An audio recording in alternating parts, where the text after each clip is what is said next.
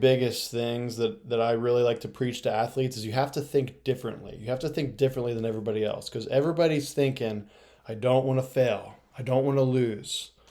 I want to control my nerves. I don't want to be nervous. I want to be more confident. I want to handle failure. I want to be mentally tough.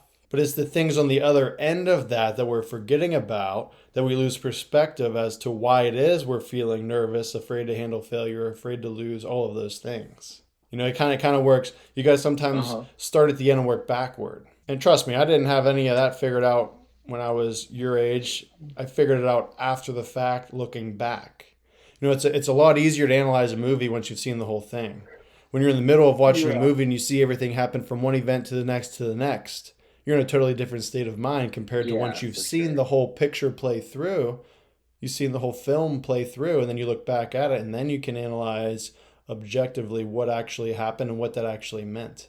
It's the same thing for you Hmm. as an athlete in your career. I believe it's the same thing for every person in their career outside of sports when sports are all done.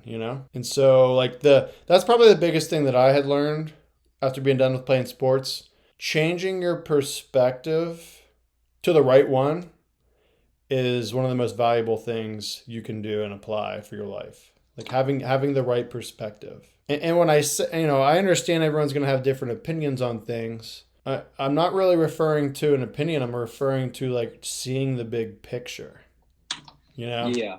understanding what does this thing mean in the long run, and how long will this temporary pain or disappointment last? Yeah. Asking yourself Exactly. Yeah. bigger questions. You got to ask yourself bigger questions. You got to think differently.